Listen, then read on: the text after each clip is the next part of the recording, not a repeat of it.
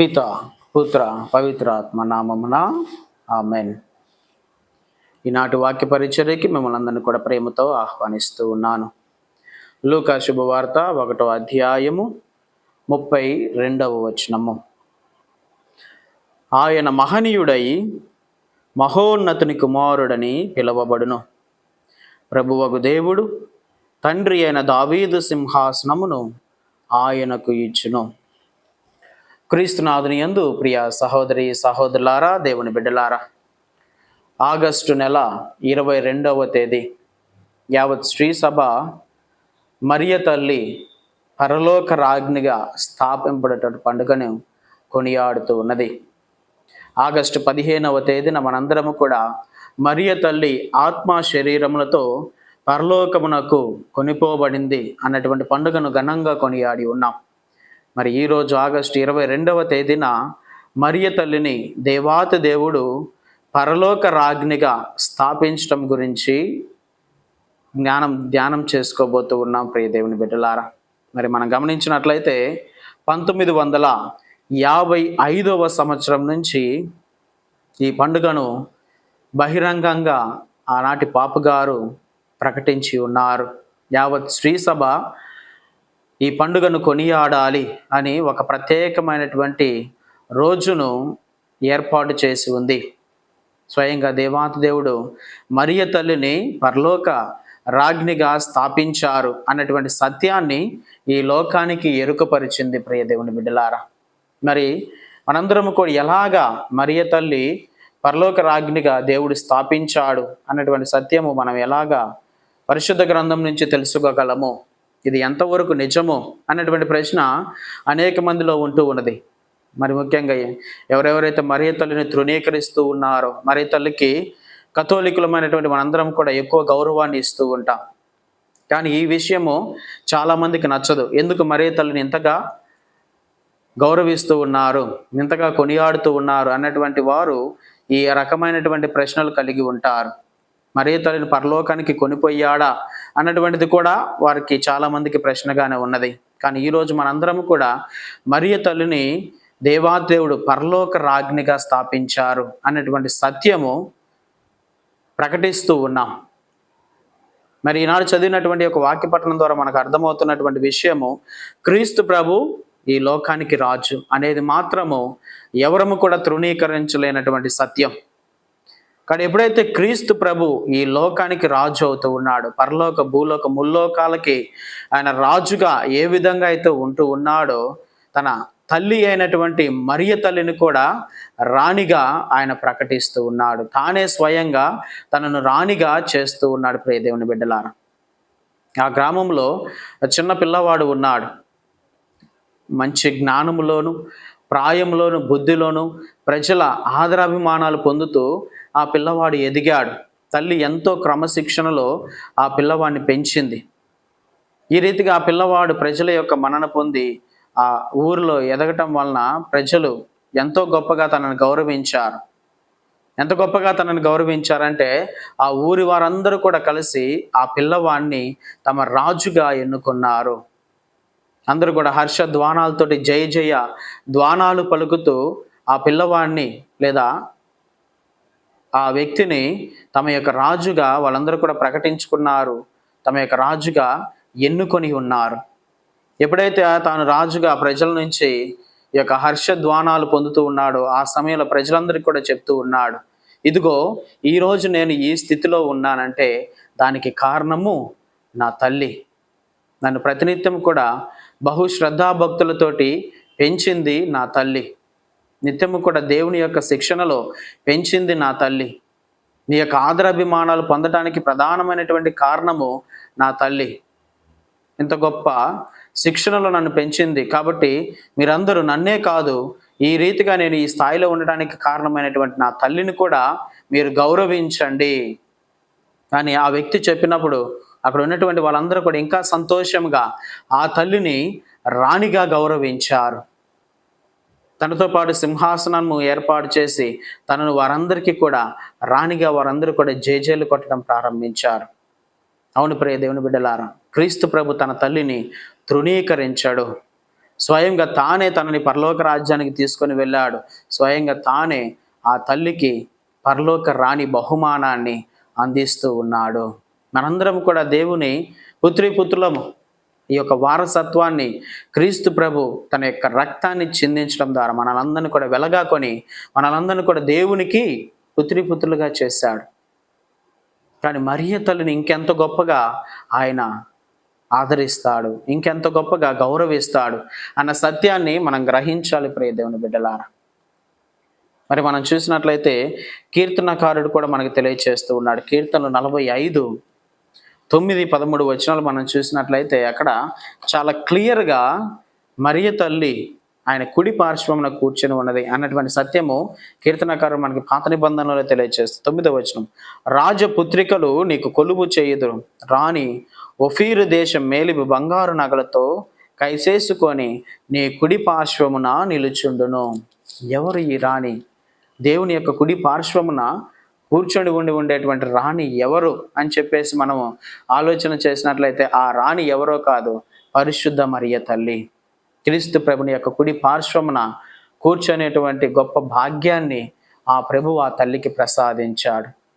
తనను ఒక రాణిగా పరలోకానికి చేసుకున్నాడు, మనందరికీ కూడా రాణిగా ఇస్తూ ఉన్నాడు.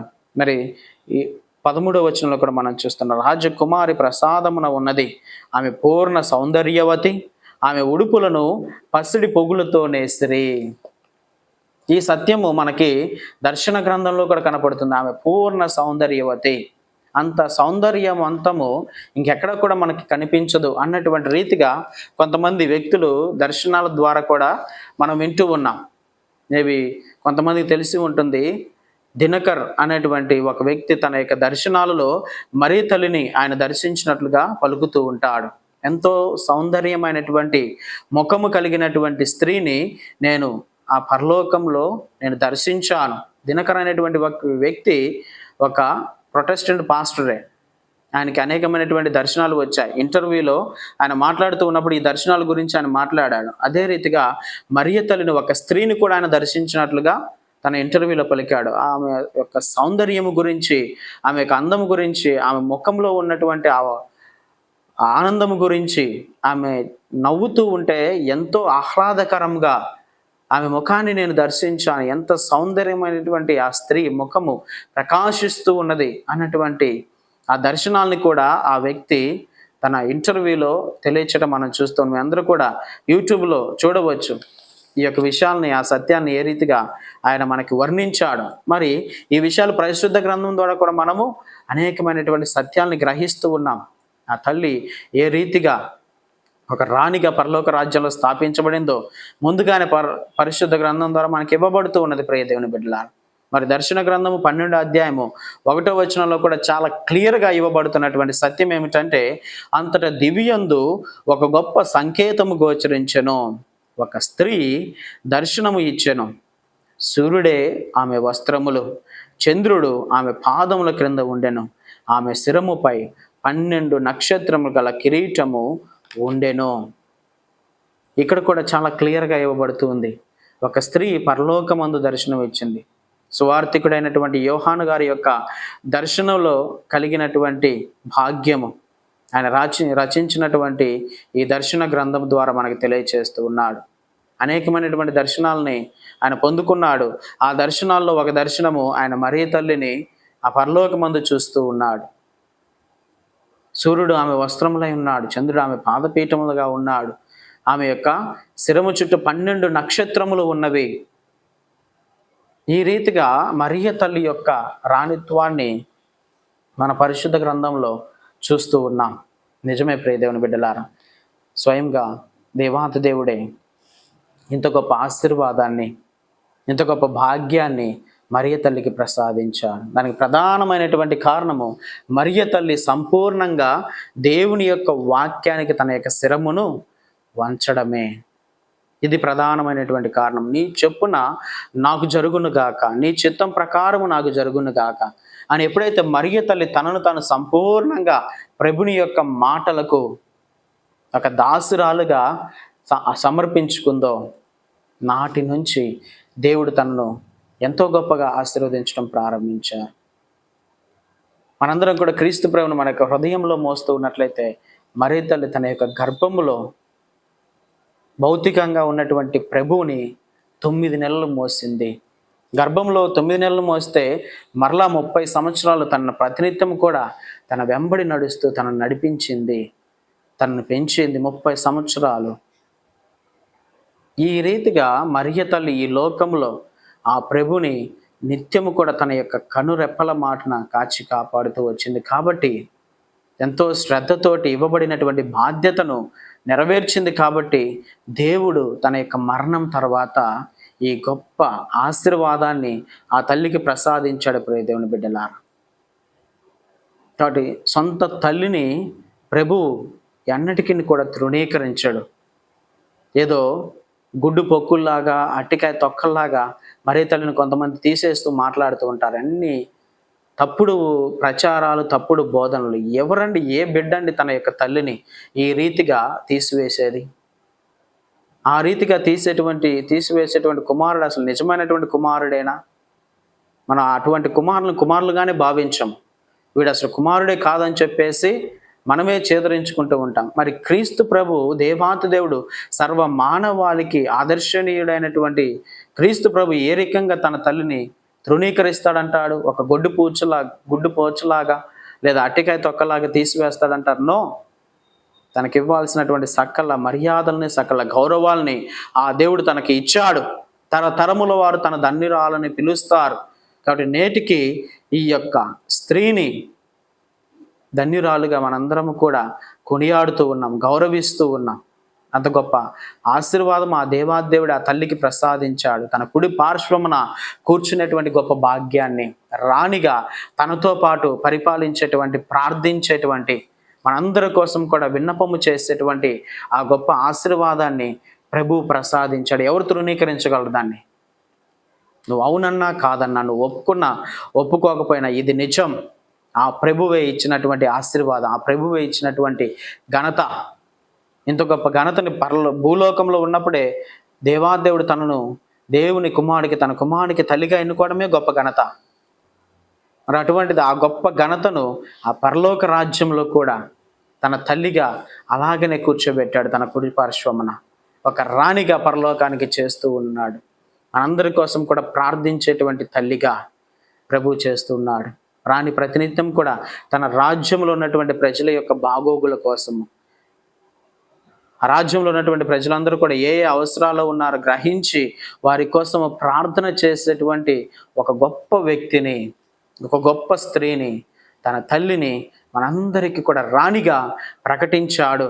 అవును ప్రియ దేవుని బిడ్డలారా, ఆమె ఒక తల్లిగా మన కోసం ప్రార్థన చేస్తుంది, ఒక రాణిగా మనలందరినీ కూడా పరిపాలిస్తూ ఉంటుంది, మన కోసము ప్రార్థన చేస్తూ ఉంటుంది. కాబట్టి ఈ సత్యం ఈరోజు యావత్ ప్రపంచము కూడా తెలుసుకుంటూ ఉంది. మరీ తల్లికి ఇవ్వాల్సినటువంటి గౌరవాన్ని ఇస్తూ ఉన్నది.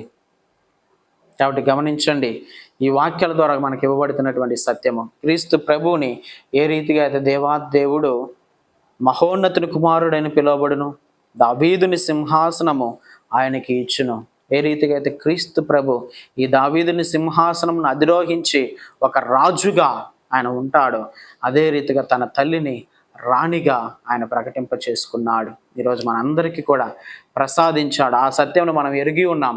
ఈరోజు లోకానికి ఈ సత్యాన్ని ప్రకటింప చేస్తున్నాం. ప్రియ దేవుని బిడ్డలారా, పరలోక రాణి మనందరి కోసం కూడా నిత్యం కూడా ప్రార్థన చేసేటువంటి తల్లి, ఆమెను మనందరి రాణిగా ఈరోజు కొనియాడుతూ ఆమె యొక్క ప్రార్థన సహాయం ద్వారా మన యొక్క జీవితంలో శాంతి భద్రతలు నెలకొనాలి అని ఈ సమయంలో ప్రత్యేకంగా ప్రార్థన చేసుకుందాం. అందరూ కూడా కళ్ళు మూసుకొని ప్రార్థన చేద్దాం.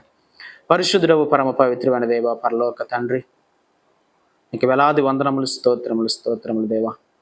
ఇదిగో ప్రభ, నీ తల్లిని మా తల్లిగా వసిగి ఉన్నారు. అంతేకాకుండా ఈ లోకానికి ప్రభ రాణిగా ఆమెను స్థాపించి ఉన్నారు. మీకు స్తోత్రములయ్యా. ఈ రాణిగా మా కోసం నిత్యము నీ కుడి పార్శ్వమున కూర్చొని ప్రార్థన చేసేటువంటి ఒక గొప్ప వ్యక్తిని మా కోసం ప్రసాదించినకు మీకు స్తుతి, ఆరాధన.